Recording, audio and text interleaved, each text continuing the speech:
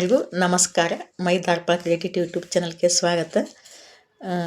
ನಿನ್ನ ಒಂದು ಅಧ್ಯಾಯ ಓದಿನ್ರಿ. ನಾ ಭಗವದ್ಗೀತೆ ಇವತ್ತು 2ನೇ ಅಧ್ಯಾಯ ಓದ್ತೀನಿ ಅಂತ ಹೇಳಿದ್ರಿ, ಓದಕತ್ತೀನಿ ನೋಡಿರಿ. ಅಂದ್ರೆ ಇದು ಸಂಕ್ಷಿಪ್ತ ಅದ ರೀ, ಸಣ್ಣ ಪುಸ್ತಕದ ಸಂಕ್ಷಿಪ್ತ ಮುಖ್ಯ ಪಾಯಿಂಟ್ ಅವ, ಅದೇ ಓದಕತ್ತೀನಿ ನೋಡಿರಿ. ಇವತ್ತು ಅದ್ರ 2ನೇ ಅಧ್ಯಾಯ ಹೆಸರು ಬಂದು ಆತ್ಮನ ಸ್ವರೂಪ. ಸಂಜಯ್ ಹೇಳ್ತಾನ್ರಿ, ಹಾಗೆ ಮರುಕ ತುಂಬಿ ಕಣ್ಣೀರು ತುಂಬಿ ಮುಂದುಗಾಣದೆ ವ್ಯಥೆಗೊಳ್ಳುತ್ತಿರುವ ಅರ್ಜುನನ್ನು ಕುರಿತು ಕೃಷ್ಣನು ಈ ಮಾತನ್ನು ಹೇಳಿದನು. ಕೃಷ್ಣ ಹೇಳ್ತಾನತ್ರ ಈ ಮಾತಿಗೆ. ಶ್ರೀಕೃಷ್ಣ: ಅರ್ಜುನ, ಬಲ್ಲವರು ಮೆಚ್ಚದ, ಸ್ವರ್ಗಕ್ಕೆ ಒಯ್ಯದ ಮತ್ತು ಕೆಟ್ಟ ಹೆಸರನ್ನು ತರುವ ಈ ದೌರ್ಬಲ್ಯ ನಿನಗೆ ಬರಬಾರದ ಕಡೆ ಹೇಗೆ ಬಂತು ಅಂತ ಕೇಳ್ತಾನತ್ರ. ಅರ್ಜುನ ಹೇಳ್ತಾನತ್ತ, ಎದೆಗೇಡಿಯಾಗಬೇಡ, ನಿನಗೆ ಇದು ತರವಲ್ಲ. ಹಗೆಗಳನ್ನು ಗದಗೊಟ್ಟಿಸುವ ವೀರನೇ ಕೀಳಾದ ಅಳುಕನ್ನು ಕೊಡವಿ ಹಾಕಿ ಎದ್ದೇಳು. ಅರ್ಜುನ ಶ್ರೀಕೃಷ್ಣ ಹೇಳ್ತಾನಂತೆ, ಕೃಷ್ಣ, ನನ್ನಿಂದ ಪೂಜೆಗೊಳ್ಳುವುದಕ್ಕೆ ತಕ್ಕವರಾದ ಭೀಷ್ಮನನ್ನು, ದ್ರೋಣನನ್ನು ನಾನು ಯುದ್ಧದಲ್ಲಿ ಹೇಗೆ ಬಾಣಗಳಿಂದ ಹೊಡೆಯಲಿ? ಹೇಗೆ ಬಾಣಗಳಿಂದ ಹೊಡಿಬೇಕು ನನ್ನ ಗುರುಗಳಿಗೆ ಕೇಳ್ತಾರತ್ತೆ ಅರ್ಜುನ. ಮಹಾತ್ಮರಾದ ಗುರುಗಳನ್ನು ಕೊಲ್ಲುವ ಬದಲು ಈ ಲೋಕದಲ್ಲಿ ತಿಳಿದು ತಿನ್ನುವುದಾದರೂ ಮೇಲು. ಅಂಥ ಮಹಾತ್ಮರಿಗೆ ಹೊಡೆದು ನಾವೇನು ಸಾಧನೆ ಮಾಡ್ಬೇಕನ್ನಂಗ್ರಿ. ದುಡ್ಡಿನ ಆಸೆಯಿಂದ ಯುದ್ಧಕ್ಕೆ ನಿಂತಿರುವ ಗುರುಗಳನ್ನು ಕೊಂದು ಅವರ ನೆತ್ತರಿನಿಂದ ತೊಯ್ದ ರಾಜಭೋಗವನ್ನು ನಾನಿಲ್ಲಿ ಉಣ್ಣಬೇಕು. ಇದೆಲ್ಲ ಮಾಡಿ ಉಣ್ಬೇಕಾ ರಾಜ ಅಂತ ಕೇಳ್ತಾನಂತ. ಯಾವುದು ಸರಿಯೋ ಯಾವುದು ತಪ್ಪು ಗೊತ್ತಿಲ್ಲ. ನಾನು ಗೆಲ್ಲುವೆನೋ ಅಥವಾ ಅವರೇ ನಮ್ಮನ್ನು ಗೆಲ್ಲುವರೋ ಅದು ಗೊತ್ತಿಲ್ಲ. ಯಾರನ್ನು ಕೊಂದು ನಾವು ಬದುಕ ಬಯಸುವುದಿಲ್ಲವೋ ಅಂಥ ಕೌರವರೇ ಎದುರಿಗೆ ನಿಂತಿದ್ದಾರೆ. ಯಾರನ್ನು ನಾವು ಕೊಂದವರಿಗೆ ಬದುಕಬೇಕನ್ಸಲ್ಲ ಅಂಥ ಕೌರವರೇ ನಮ್ಮ ಮುಂದೆ ಬಂದು ನಿಂತಿದ್ದಾರೆ. ಏನು ಮಾಡ್ಬೇಕಂತ ಅಂತಾನೆ ಅರ್ಜುನ. ದೈನ್ಯದಿಂದ ಕಂಗೆಟ್ಟಿದ್ದೇನೆ, ಧರ್ಮದ ಬಗೆಗೆ ಮನಸ್ಸು ನಿರ್ಧರಿಸಲಾರದಾಗಿದೆ. ಆದ್ದರಿಂದ ನಿನ್ನನ್ನು ಕೇಳಿಕೊಳ್ತೇನೆ, ಯಾವುದು ಸರಿ ಎಂಬುದನ್ನು ನೀನೇ ನನಗೆ ತಿಳಿ ಹೇಳಬೇಕು. ನಾನು ನಿನ್ನ ಶಿಷ್ಯ, ಶರಣು ಬಂದಿರುವ ನನಗೆ ನೀನೇ ದಾರಿ ತೋರಬೇಕು.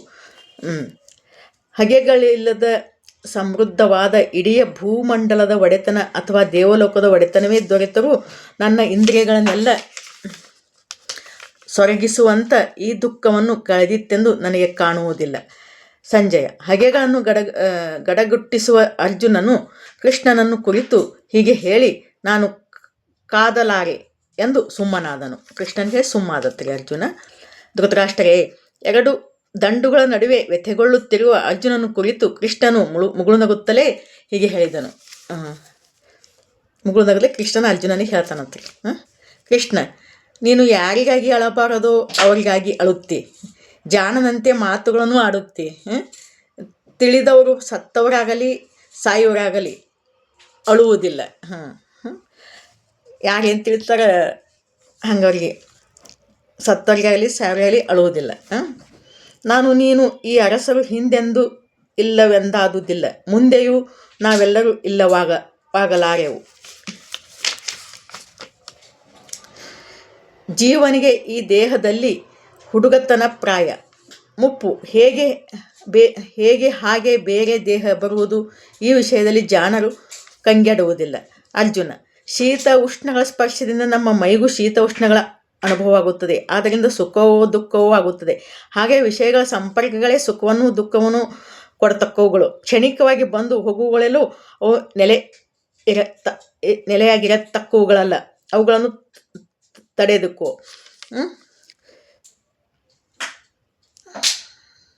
ಕ್ಷಣಿಕವಾಗಿ ಬಂದಿದ್ದು ಯಾವುದು ಶಾಶ್ವತ ಅಲ್ಲ ಹೇಳ್ತಾನತ್ರಿ ಅರ್ಜುನ. ಅರ್ಜುನ: ಸುಖ ದುಃಖಗಳಲ್ಲಿ ಒಂದೇ ತೆರನಾಗಿರುವ ಯಾವ ಧೀರನನ್ನು ಇವು ವ್ಯಥೆಗೊಳಿಸುವುದಿಲ್ಲವೋ ಅವನು ಮೋಕ್ಷಕ್ಕೆ ಯೋಗ್ಯನಾಗುತ್ತಾನೆ.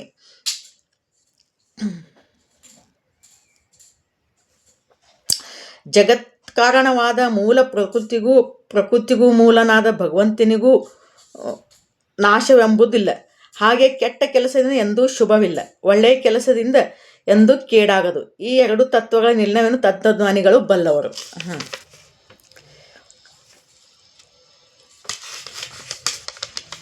ಯಾವುದು ಎಲ್ಲೆಡೆಯೂ ತುಂಬಿದೆಯೋ ಅದು ಎಂದೂ ನಾಶವಾಗತಕ್ಕದ್ದಲ್ಲವೆಂದು ತಿಳಿ. ನಾಶವಿಲ್ಲದ ಅದನ್ನು ಹೋಗಲಾಡಿಸುವುದಕ್ಕೆ ಯಾರಿಂದಲೂ ಆಗದು. ಈ ದೇಹಗಳು ಒಂದಲ್ಲ ಒಂದು ದಿನ ಹೋಗಲೇಬೇಕು. ಒಳಗಿರುವ ಜೀವ ಮಾತ್ರ ನಿತ್ಯ ಪೂರ್ಣನಾದ ಭಗವಂತನಂತೆ ಅವನಿಗೂ ನಾಶವಿಲ್ಲ. ಆದ್ದರಿಂದ ನಿತ್ಯ ಪೂರ್ಣನಾದ ಭಗವಂತನ ಪೂಜೆ ಎಂದು ಓಂ ಅರ್ಜುನ ಯುದ್ಧ ಮಾಡು. ಕೃಷ್ಣ ಹೇಳ್ತಾನಂತೆ. ಈ ಜೀವವನ್ನು ಯಾರಾದರೂ ಕೊಲ್ಲಬಹುದು ಎಂದಾಗಲಿ, ಆಗ ಜೀವ ಸಾಯುತ್ತಾನೆ ಎಂದಾಗಲಿ ತಿಳಿದವರು ಏನನ್ನೂ ತಿಳಿದಿಲ್ಲ. ಏಕೆಂದರೆ ಜೀವ ಕೊಲ್ಲಲು ಆರು, ಸಾಯಲು ಆರು. ಇವನು ಎಂದೆಂದಿಗೂ ಹುಟ್ಟುವುದೂ ಇಲ್ಲ, ಸಾಯುವುದೂ ಇಲ್ಲ. ಇವನು ಮೊದಲು ಇದ್ದವನೆನಿಸಿಕೊಂಡು ಮತ್ತೆ ಇಲ್ಲದವನು ಆಗುವುದಿಲ್ಲ. ಇವನು ಭಗವಂತನಂತೆಯೇ ಹುಟ್ಟಿಲ್ಲದವರು, ಸಾವಿಲ್ಲದವನು, ಬದಲಾವಣೆಗೊಳ್ಳದವನು. ಈ ಜೀವ ದೇಹದೊಳದಕ್ಕಿದ್ದಕ್ಕೂ ದೇಹ ನಾಶವಾದಾಗ ಅವನು ಸಾಯಲಾರ. ಅರ್ಜುನ, ಈ ಜೀವ ಯಾವ ಕಾರಣಕ್ಕೂ ನಾಶವಾಗದ, ಹುಟ್ಟದ, ರೂಪಾಂತರವಾದ ನಿತ್ಯ ವಸ್ತು ಎಂದು ತಿಳಿದ ಮನುಷ್ಯನು ಯಾರನ್ನಾದರೂ ಹೇಗೆ ಕೊಲ್ಲುವುದು? ಮನುಷ್ಯ ಉಟ್ಟ ಬಟ್ಟೆ ಹಳತಾದಾಗ ಅವುಗಳನ್ನು ಬಿಟ್ಟು ಹೊಸತನ್ನು ತೊಟ್ಟುಕೊಳ್ಳುತ್ತಾನೆ. ಹಾಗೆಯೇ ಜೀವನು ತನ್ನ ದೇಹ ಜೀರ್ಣವಾದಾಗ ಅದನ್ನು ತೊರೆದು ಇನ್ನೊಂದು ದೇಹವನ್ನು ಸೇರುತ್ತಾನೆ. ಇವನನ್ನು ಆಯುಧಗಳು ತುಂಡರಿಸಲಾರವು, ಬೆಂಕಿ ಸುಡಲಾರದು, ನೀರು ನೆನೆಯಿಸಲಾರದು, ಗಾಳಿ ಒಣಗಿಸಲು ಆರದು. ಏಕೆಂದರೆ ಇವನು ತುಂಡಾಗದವರು, ಬೇಯದವನು, ನೆನೆಯೋದವನು ಮತ್ತು ಒಣಗದವನು. ಏಕೆಂದರೆ ಜೀವ ಎಂದೆಂದೂ ಎಲ್ಲೆಡೆಯೂ ತುಂಬಿರುವ ನಿರ್ವಿಕಾರವನು, ಅಚಲನೂ ಸನಾತನವನೂ ಆದ ಭಗವಂತನ ಪಡಿನೆಳಳು. ಜೀವನು ಭಗವಂತನಂತೆ ಇಂದ್ರಿಯಗಳಿಗೆ ಕಾಣಸಿಗದವನು, ಊಹೆಗೆ ನಿಲುಕದವನು, ಬದಲಾವಣೆಗಳನ್ನು ಬದಲಾವಣೆಗೊಳ್ಳದವನು. ಆದ್ದರಿಂದ ಜೀವನ ನಿಜಸ್ಥಿತಿಯನ್ನು ಅರಿತು ನೀನು ವ್ಯಥೆ ಪಡಬಾರದು. ಒಂದು ವೇಳೆ ದೇಹದ ಮೂಲಕವಾದರೂ ಈ ಜೀವ ನಿರಂತರವಾಗಿ ಹುಟ್ಟುತ್ತಾನೆ, ಸಾಯುತ್ತಾನೆ ಎಂದು ತಿಳಿದರೂ ಓ ಅರ್ಜುನ, ನೀನು ಅದಕ್ಕಾಗಿ ಹೀಗೆ ದುಃಖಿಸಬೇಕಿಲ್ಲ. ಕೃಷ್ಣ ಹೇಳ್ತಾನತ್ರಿ ಈ ಮಾತು. ಹುಟ್ಟಿದವನಿಗೆ ಸಾವು ತಪ್ಪಿದ್ದಲ್ರಿ, ಸತ್ತವನಿಗೆ ಹುಟ್ಟು ತಪ್ಪಿದ್ದಲ್ಲ. ಆದ್ದರಿಂದ ತಪ್ಪಿಸಲಾಗದ ವಿಷಯದಲ್ಲಿ ತಲೆ ಕೆಡಿಸಿಕೊಂಡೇನು ಫಲ? ಅರ್ಜುನ, ಪ್ರಾಣಿಗಳೆಲ್ಲ ಕಾಣದ ಕಡೆಯಿಂದ ಬಂದಿವೆ, ನಡುವೆ ಒಂದಿಷ್ಟು ಕಾಲ ಕಾಣಿಸುತ್ತವೆ, ಮತ್ತೆ ಪುನಃ ಕಾಣದ ಕಡೆಗೆ ತೆರಳುತ್ತವೆ. ಈ ವಿಷಯದಲ್ಲಿ ದುಃಖವೇಕೆ? ಭಗವಂತನ ಪಡಿನೆಳಲಾದ ಈ ಜೀವತತ್ವವು ಒಂದು ವಿಸ್ಮಯವನ್ನು ಬಣ್ಣಿಸುವಂತೆ ಕೆಲವರು ಬಣ್ಣಿಸುತ್ತಾರೆ. ಇನ್ನೊಬ್ಬನು ವಿಸ್ಮಯಗೊಂಡು ಕೇಳುತ್ತಾನೆ. ಕೇಳಿಯೂ ಸರಿಯಾಗಿ ತಿಳಿದುಕೊಂಡರೂ ತುಂಬ ವಿರಳ. ಅರ್ಜುನ, ಎಲ್ಲರ ದೇಹದಲ್ಲಿರುವ ಈ ಆತ್ಮತತ್ವ ಕೊಲ್ಲಬರುವಂಥ ವಸ್ತುವಲ್ಲ. ಆದ್ದರಿಂದ ಯಾವ ಪ್ರಾಣಿ ಬಗೆಗೂ ನೀನು ವ್ಯಥೆಪಡುವ ಕಾರಣವಿಲ್ಲ. ಯುದ್ಧವು ನಿನ್ನ ಸಹಜ ಧರ್ಮ ಎಂಬುದನ್ನು ನೋಡಿಯಾದರೂ ನೀನು ಕಂಗೆಡಬಾರದು. ಕ್ಷತ್ರಿಯನಿಗೆ ಧರ್ಮಯುದ್ಧಕ್ಕಿಂತ ಬೇರೆ ಶ್ರೇಯಸ್ಸಿಲ್ಲ. ಕೃಷ್ಣ ಹೇಳ್ತಾನಂತ್ರಿ, ಧರ್ಮಯುದ್ಧಕ್ಕಿಂತ ಬೇರೆ ಶ್ರೇಯಸ್ಸಿಲ್ಲ ಅಂತ ಹೇಳಿ ಅರ್ಜುನ ಶ್ರೀಕೃಷ್ಣ ಹೇಳ್ತಾನಂತ.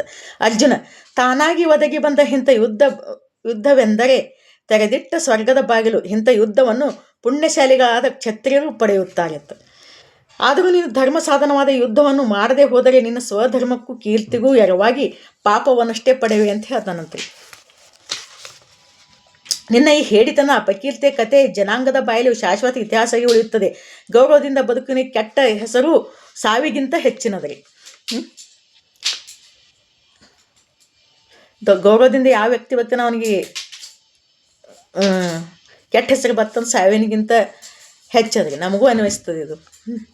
ದೊಡ್ಡ ದೊಡ್ಡ ಕಾದಾಳುಗಳು ನೀನು ಯುದ್ಧಕ್ಕೆ ಹೆದರಿ ಹಿಮ್ಮೆಟ್ಟಿದೆ ಎಂದು ತಿಳಿಯುತ್ತಾರೆ. ಅವರಿಗೆ ಗೌರವ ಪಾತ್ರನಾಗಿದ್ದ ನೀನೇ ಈಗ ಹಗುರವಾಗುತ್ತೀಯ ಹೇಳ್ತಾನಂತ ಕೃಷ್ಣ. ಯುದ್ಧ ಮಾಡಲಿಲ್ಲ ನಡೆಯಂಗಿಲ್ಲ. ಗೌರವ ಪಾತ್ರನಾಗಿದ್ದ ನೀನೇ ಈಗ ಹೇಡಿಯಾಗಿ ಹಗುರವಾಗಿ ಕಾಣಿಸ್ತೀವಿ ಅವ್ರ ಮುಂದೆ ಹೇಳ್ತಾನಂತ. ನಿನ್ನ ಹಗೆಗಳು ನಿನ್ನ ತೋಳಬಲವನ್ನು ಹೀಯಾಳಿಸಿ ಆಡಬಾರದ ಕೆಟ್ಟ ಮಾತುಗಳನ್ನು ಆಡುವವರು. ಅದಕ್ಕಿಂತ ಹೆಚ್ಚಿನ ಸುಖ ಏನುಂಟು? ಸತ್ತರೆ ಸ್ವರ್ಗವನ್ನು ಪಡೆಯುತ್ತಿ, ಗೆದ್ದರೆ ಭೂಮಿಯನ್ನು ಅರಸನಾಗಿ ಅನುಭವಿಸ್ತಿ. ಆದ್ದರಿಂದ ಅರ್ಜುನ ಕಾದುವ ನಿರ್ಧಾರ ಮಾಡಿ ಎದ್ದೇಳು ಅಂತ ಹೇಳ್ತಾನಂತ್ರಿ. ಅರ್ಜುನ ವಿಚಾರ ಮಾಡ್ಕೊತ ಕೂತಿರ್ತಾನೆ. ಅವಾಗ ಸತ್ತರೆ ಸ್ವರ್ಗವನ್ನು ಪಡೆಯುತ್ತಿ, ಗೆದ್ದರೆ ಭೂಮಿಯನ್ನು ಅರಸನಾಗಿ ಅನುಭವಿಸ್ತಿ. ಆದ್ದರಿಂದ ಅರ್ಜುನ ಕಾದು ನಿರ್ಧಾರ ಮಾಡಿ ಎದ್ದೇಳು ಅಂತ ಕೃಷ್ಣ ಹೇಳ್ತಾನಂತವನಿ. ಸುಖ ದುಃಖಗಳು, ಲಾಭ ನಷ್ಟಗಳು, ಗೆಲುವು ಸೋಲುಗಳು, ಈ ದ್ವಂದ್ವಗಳ ಬಗೆಗೆ ಸಮದೃಷ್ಟಿ ತಳೆದು ಯುದ್ಧಕ್ಕೆ ಸಿದ್ಧನಾಗು. ಆಗ ನಿನಗೆ ಪಾಪ ಅಂಟುವುದಿಲ್ಲ. ಅರ್ಜುನ, ಆತ್ಮನ ವಿಚಾರವಾಗಿ ಈ ತಿಳುವಳಿಕೆಯನ್ನು ನಿನಗೆ ಹೇಳಿದ್ದಾಯಿತು. ಈಗ ಅದರ ಉಪಾಯದ ಬಗ್ಗೆ ಕೇಳು. ಅರ್ಜುನ, ನೀನು ಇದನ್ನು ತಿಳಿಯುವುದರಿಂದ ಕರ್ಮದ ಕಟ್ಟನ್ನು ಕಳಚಿಕೊಳ್ಳುತ್ತೆ ಅಂತ ಹೇಳ್ತಾರೆ. ಇದರ ಆರಂಭ ಮಾತ್ರವೂ ವ್ಯರ್ಥವಲ್ಲ, ಇದರಲ್ಲಿ ದೋಷ ಉಂಟಾಗುವುದಿಲ್ಲ. ಈ ಧರ್ಮದ ಅಲ್ಪಾಚರಣೆ ಕೂಡ ಹಿರಿಯ ಪಾತಕರಿಂದ ಪಾರು ಮಾಡುತ್ತದೆ. ಅರ್ಜುನ, ಈ ಆತ್ಮಧ್ಯಾನ ಸಾಧನಗಳ ಬಗ್ಗೆ ತತ್ವ ನಿರ್ಧಾರವುಳ್ಳ ವಿಚಾರ ಒಂದೇ ಬಗೆಯಾಗಿರುವುದು. ವಿಚಾರದ ನೆಲೆ ಕಾಣದ ಚಪಲ ಬುದ್ಧಿಗೆ ಮಾತ್ರವೇ ನೂರಾರು ಕವಲುದಾರಿಗಳು. ಅರ್ಜುನ, ದಡ್ಡರು ವೇದದ ಮೇಲುನೋಟಕ್ಕೆ ಕಾಣುವ ಹೂವಿನಂಥ ಮಾತಿಗೆ ಮಗಳಾಗುತ್ತಾರೆ. ಅದರ ಆಚೆ ಇರುವ ಭಗವತ್ತತ್ವ ಎಂಬ ಹಣ್ಣು ಅವರಿಗೆ ಕಾಣಿಸದು. ಅದಕ್ಕೆಂದೇ ಅವರು ಅದನ್ನು ನಿರಾಕರಿಸಿ ಬಿಡುತ್ತಾರೆ. ಅವರು ಬಯಕೆಯ ಬೆನ್ನು ಹತ್ತಿದರೂ ಸ್ವರ್ಗವೇ ಪುರುಷಾರ್ಥ ಎಂದು ಭ್ರಮಿಸಿದವರು ನಮ್ಮನ್ನು ಹುಟ್ಟು ಸಾವುಗಳ ಸುಳಿಯಲ್ಲಿ ಸಿಕ್ಕಿರುವ ಕರ್ಮಕುಂಡದ ಕ್ಷಣಿಕ ಭೋಗ್ಯ ಬಗೆಗಳಾಗಿ ಮರುಳಾದವರು. ಇಂದ್ರಿಯ ಭೋಗ ಮತ್ತು ಸಂಪತ್ತುಗಳಲ್ಲಿ ಆಸಕ್ತರಾದ ಇಂಥವರು ಫಲಸ್ತುತಿಗಳ ಮಾತಿನ ಸೆಳೆತಕ್ಕೆ ಮರುಳಾಗುತ್ತಾರೆ. ಅಂಥವರ ಮನಸ್ಸಿನಲ್ಲಿ ನೆಲೆ ನಿಂತ ತತ್ವದ ತಿಳುವಳಿಕೆ ಉಂಟಾಗುವುದಿಲ್ಲ. ಮೇಲುನೋಟಕ್ಕೆ ಕಾಣುವ ಕರ್ಮಕಾಂಡದ ಮಾತುಗಳೆಲ್ಲ ಸತ್ವ ರಜಸ್ಥ ದೋಗುಣಮಯವಾದ ಸಂಸಾರಕ್ಕೆ ಸಂಬಂಧಪಟ್ಟವುಗಳು. ಅರ್ಜುನ, ನೀನು ಗುಣಗಳನ್ನು ದಾಟಿ ನಿಲ್ಲಬೇಕು. ಅದರಾಚೆ ಇರೋ ಭಗವತತ್ವವನ್ನು ಕಾಣಬೇಕು. ಸಂಸಾರದ ದ್ವಂದ್ವಗಳನ್ನು ತಾಳಬೇಕು. ಶುದ್ಧ ಸತ್ವದಲ್ಲಿ ಮನಸ್ಸನ್ನು ನೆಲೆಗೊಳಿಸಿ ಯೋಗಕ್ಷೇಮಗಳ ಚಿಂತೆ ಬಿಟ್ಟು ಈ ಭಗವಂತನಲ್ಲಿ ಭಾರ ಹಾಕಿ ಬಾಳಬೇಕು. ಬಾವಿಯಿಂದ ಆಗುವ ಪ್ರಯೋಜನ ಎಲ್ಲೆಡೆಯೂ ತುಂಬಿ ಹರಿಯುವ ಸಮುದ್ರದಲ್ಲಿ ಆಗಿಯೇ ಆಗುತ್ತದೆ. ಹಾಗೆಯೇ ವೇದದಲ್ಲಿ ಹೇಳಿರುವ ಎಲ್ಲ ಫಲಗಳು ಬ್ರಹ್ಮಜ್ಞಾನಿಗೆ ಸಿಕ್ಕೇ ಸಿಗುವವು. ಕರ್ಮ ಮಾಡುವುದಷ್ಟೇ ನಿನ್ನ ಹಕ್ಕು. ಕರ್ಮ ಫಲದ ಮೇಲೆ ಹಕ್ಕು ಸಾಧಿಸಬೇಡ. ಫಲದ ಆಸೆಯಿಂದ ಕರ್ಮ ಮಾಡಲೂ ಬೇಡ. ಹಾಗೆ ಕರ್ಮ ತ್ಯಾಗದ ಕಡೆಗೂ ನಿನ್ನ ಒಲವು ಹರಿಯದಿರಲಿ. ಅರ್ಜುನ, ಯೋಗನಿಷ್ಠನಕ್ಕಾಗಿ ಫಲಕ್ಕಾಗಿ ಆಸೆ ಮಾಡದೆ, ಫಲ ದೊರೆತರೆ ಹಿಗ್ಗದೆ, ಸಿಗದಿದ್ದರೆ ಬಗ್ಗದೆ ಒಂದೇ ಭಾವದಿಂದ ಕರ್ಮಗಳನ್ನು ಮಾಡು. ಈ ಸಮದ ಪ್ರಿಯೇ ನಿಜವಾದ ಯೋಗ. ಸಂತೋಷ ಬಂದಾಗ ಇದನ್ನು ಯಾವುದಕ್ಕೂ ಫಲಕ್ಕೆ ಆಸೆನೂ ಪಡಬಾರ್ದ್ರಿ. ಮತ್ತು ನಮಗೇನಾರೇ ಸಿಗಲಿಲ್ಲ ಅಂದ್ರೆ ಅದಕ್ಕೆ ಕುಗ್ಗುನೂ ಬಾರ್ದು ಅಂತ ಹೇಳ್ತಾರತ್ರಿ.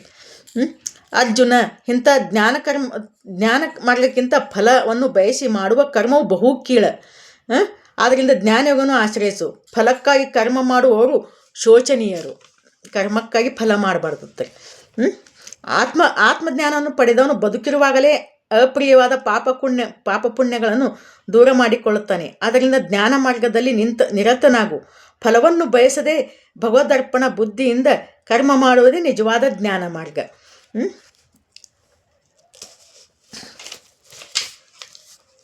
ಜ್ಞಾನಿಗಳು ಕರ್ಮದ ಫಲವನ್ನು ಬಯಸದೆ ಜ್ಞಾನ ಮಾರ್ಗದಲ್ಲಿ ನಿರತರಾಗಿ ಬಾಳಬಂಧನವನ್ನು ಕಳಚಿಕೊಂಡು ದೋಷ ದೂರವಾದ ಪರಮ ಪದವಿಯನ್ನು ಪಡೆಯುತ್ತಾನೆ. ನಿನ್ನ ಮನಸ್ಸು ತಪ್ಪು ತಿಳುವಳಿಕೆಯಿಂದ ಹೊಲಸನ್ನು ಕಳೆದುಕೊಂಡಾಗ ನೀನು ಕೇಳಿರುವ ಎಲ್ಲ ಉಪದೇಶ ಸಾರ್ಥಕವಾಗುತ್ತದೆ. ವೇದ ವಿರುದ್ಧವಾಗಿ ಹೊಯ್ದಾಡುತ್ತಿದ್ದ ನಿನ್ನ ಬುದ್ಧಿಯು ತತ್ವ ನಿಶ್ಚಯದಿಂದ ಸ್ಥಿರಗೊಂಡು ಭಗವತ್ ಸಮಾಧಿಯಲ್ಲಿ ವಿಚಲವಾಗದೆ ನೆಲೆ ನಿಂತಾಗ ನಿನಗೆ ಯೋಗ ಸಿದ್ಧಿಸಿತು ಎಂದರ್ಥ.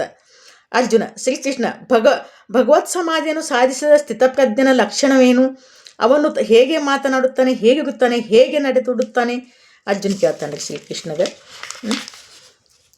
ಶ್ರೀಕೃಷ್ಣ, ಅರ್ಜುನ, ಮನಸ್ಸಿನಲ್ಲಿರುವ ಬಯಕೆಗಳನ್ನೆಲ್ಲ ತೊರೆದು ಭಗವದನುಗ್ರಹದಿಂದ ಭಗವಂತನಲ್ಲೇ ನೆಲೆ ಕಂಡು ತೃಪ್ತನಾದಾಗ ಸ್ಥಿತಪ್ರಜ್ಞ ಎನಿಸಿಕೊಳ್ಳುತ್ತಾನೆ. ದುಃಖಗಳು ಬಂದಾಗ ತಳಮಳಗೊಳ್ಳದೆ, ಸುಖಗಳು ಬಂದಾಗ ಬಾಯಿ ನೀರು ಸುರಿಸದೆ, ಒಲವು ಹೆದರಿಕೆ, ಸಿಟ್ಟು ಇಂಥ ಭಾವನೆಗಳಿಗೆ ಬಲಿಯಾಗದೆ ಆತ್ಮವಿಚಾರವನ್ನೇ ಕೊಂಡಿರುವವನು ಸ್ಥಿತಪ್ರಜ್ಞೆ ಎನಿಸಿಕೊಳ್ಳುತ್ತಾನೆ. ಯಾವುದನ್ನು ಅತಿಯಾಗಿ ಹಚ್ಚಿಕೊಳ್ಳದೆ ಒಳ್ಳೆಯದನ್ನು ಕೆಟ್ಟದ್ದು ಒದಗಿ ಬಂದಾಗ ಹಿಗ್ಗದೆ ಕುಗ್ಗದೆಗೆ ಸಮನಾಗಿ ಕಾಣಬಲ್ಲವರ ಪ್ರಜ್ಞೆ ಸ್ಥಿರವಾಗಿರುತ್ತದೆ. ಎಷ್ಟು ಚಂದದ ನೋಡ್ರಿ ಇದು. ಯಾವುದು ಏನೇ ಬರಲಿ ಹಿಗ್ಗದೆ ಕುಗ್ಗದೆ ಸಮನಾಗಿ ಎಲ್ಲ ಕಾಣಬೇಕಂತ ಹೇಳ್ತಾರೆ. ಆಮೆಯು ತನ್ನ ಅವಯವವನ್ನು ಎಲ್ಲ ಕಡೆಯಿಂದಲೂ ಒಳ ಸೆಳೆದುಕೊಳ್ಳುವಂತೆ ಹೊರಗಣ ವಿಷಯಗಳಿಂದ ಇಂದ್ರಿಯಗಳನ್ನು ಅಂತರ್ಮುಖಗೊಳಿಸಬಲ್ಲವನ ಪ್ರಜ್ಞೆ ಸ್ಥಿರವಾಗಿರುತ್ತದೆ. ಎಷ್ಟು ಪ್ರಾಣಿ ಮೇಲೆ ಸಹಿತ ಉದಾಹರಣೆ ಕೊಟ್ಟಾರ ನೋಡ್ರಿ. ಆಹಾರ ನಿಗ್ರಹದಿಂದ ಜೀವನಿಗೆ ವಿಷಯ ಭೋಗದ ಶಕ್ತಿ ಕುಂದುವುದೇ ಹೊರತು ಭೋಗದ ಬಯಕೆ ಕುಂದುವುದಿಲ್ಲ. ಭಗವಂತನ ದರ್ಶನವಾದಾಗಲೇ ಈ ಬಯಕೆ ನಿಗ್ರಹಿಸುವುದು ಸಾಧ್ಯ. 10 ಕಡೆಗೂ ಎಳೆಯುವಂಥ ಇಂದ್ರಿಯಗಳು ಪ್ರಯತ್ನಶೀಲವಾದ ಜ್ಞಾನಿಯ ಮನಸ್ಸನ್ನು ಬಲಾತ್ಕಾರವಾಗಿ ಅಪಹರಿಸಿಬಿಡುವವು. ಅವೆಲ್ಲವನ್ನು ಬಿಗಿ ಹಿಡಿದು ನನ್ನನ್ನೇ ಗತಿ ಎಂದು ತನ್ನಲ್ಲಿಯೇ ಮನಸ್ಸಿಡಬೇಕು. ಯಾರ ಇಂದ್ರಿಯಗಳು ಹಿಡಿತದಲ್ಲಿರುವೋ ಅವನ ಪ್ರಜ್ಞೆ ಸ್ಥಿರವಾಗಿರುತ್ತದೆ. ಸುಖ ಸಾಧನಗಳನ್ನೇ ಹಂಬಲಿಸುತ್ತಲೇ ಅವುಗಳಲ್ಲಿ ಆಸಕ್ತಿ ಹುಟ್ಟುತ್ತದೆ. ಆಸಕ್ತಿಯಿಂದ ಬಯಕೆ ಹುಟ್ಟುತ್ತದೆ. ಬಯಕೆ ಈಡೇರಿದಾಗ ಸಿಟ್ಟು ತಲೆ ಹಾಕುತ್ತದೆ. ಸಿಟ್ಟಿನ ಮಾರಿ ವಿವೇಕದಿಂದ ಧರ್ಮ ಅಧರ್ಮಗಳ ಮರೆವು. ಇಂಥ ಮರೆವಿನಿಂದ ಬುದ್ಧಿ ಕೆಡುತ್ತದೆ. ಬುದ್ಧಿ ಕೆಡುವುದೋ ಎಲ್ಲ ಅನರ್ಥದ ಮೂಲ. ಮನಸ್ಸನ್ನು ಹಿಡಿದಲ್ಲಿಟ್ಟುಕೊಂಡು ಆಸಕ್ತಿಯಾಗಲಿ ದ್ವೇಷವಾಗಲಿ ಇಲ್ಲದೆ ತನ್ನ ಅಂಕಿತದಲ್ಲಿರುವ ಇಂದ್ರಿಯಗಳಿಂದ ವಿಷಯವನ್ನು ಬಳಸುವ ಮನಸ್ಸು ತಿಳಿಯಾಗುತ್ತದೆ. ಮನಸ್ಸು ತಿಳಿಯಾದಾಗ ದುಃಖಗಳೆಲ್ಲ ದೂರವಾಗುತ್ತವೆ. ತಿಳಿಯಾದ ಮನಸ್ಸಿನವರ ಬುದ್ಧಿ ಬೇಗ ಭಗವಂತನಲ್ಲಿ ನೆಲೆಗೊಳ್ಳುತ್ತದೆ. ಮನಸ್ಸನ್ನು ಹಿಡಿತದಲ್ಲಿರುವವರಿಗೆ ಜ್ಞಾನ ಸಿದ್ಧಿ ಇಲ್ಲ. ಅಂಥವರಿಗೆ ಧ್ಯಾನವೂ ಸಿದ್ಧಿಸುವುದಿಲ್ಲ. ಧ್ಯಾನ ಇಲ್ಲದ ಶಾಂತಿ ಇಲ್ಲ. ಶಾಂತಿ ಇಲ್ಲದವನಿಗೆ ಸುಖ ಎಲ್ಲಿಯದು ಹೆಂಗೆ ಕೊಟ್ಟಾರ ನೋಡಿ. ವಿಷಯಗಳತ್ತ ಹರಿಯುವ ಇಂದ್ರಿಯಗಳ ಜೊತೆಗೆ ಮನಸ್ಸನ್ನು ಹೋಗಗೊಟ್ಟರೆ ಅದು ನಡುನೀರಿನಲ್ಲಿ ಇರುವ ಹಡಗನ್ನು ಬಿರುಗಾಳಿ ಹಾಗೆ ಸಾಧಕನ ಪ್ರಜ್ಞೆಯನ್ನು ಹಾರಿಸಿಬಿಡುತ್ತದೆ. ನಮ್ಮ ಮನಸ್ಸು ನಮ್ಮ ಕಂಟ್ರೋಲ್ನಾಗಿರ್ಬೇಕಂತ ಹೇಳ್ತಾರೆ ಯಾವಾಗಲೂ. ಇಲ್ಲಿ ಅದೇ ಹೇಳಕತ್ತಾರೆ ನೋಡಿ. ಆದ್ದರಿಂದ ಅರ್ಜುನ ಯಾರ ಇಂದ್ರಿಯಗಳು ಎಲ್ಲ ಬಗೆಯ ವಿಷಯಗಳಿಂದ ಪಾರಾಗಿ ಅಂತರ್ಮುಖ್ಯವಾಗಿಯೋ ಅವನ ಪ್ರಜ್ಞೆ ಸ್ಥಿರವಾಗಿರುತ್ತದೆ. ಎಲ್ಲ ಪ್ರಾಣಿಗಳು ಯಾವುದೋ ಇರುಳೋ ಯಾವುದನ್ನು ಕಾಣದೇ ಇರುವುದೋ ಆ ಆತ್ಮಸ್ವರೂಪದ ವಿಷಯದಲ್ಲಿ ಯೋಗಿಯು ಎಚ್ಚರವಾಗಿರುವನು. ಎಲ್ಲ ಪ್ರಾಣಿಗಳು ಯಾವ ವಿಷಯಕ್ಕೂ ಎಚ್ಚರವಾಗಿರುವೋ, ಎಲ್ಲರೂ ಯಾವುದರಲ್ಲಿ ವ್ಯವಸ್ಥಿರೋ ಅದು ಆ ಪ್ರಪಂಚದ ವಿಷಯವು ಆತ್ಮಸ್ವರೂಪವನ್ನು ಕಾಣುತ್ತಿರುವವನಿಗೆ ಇರುಳು.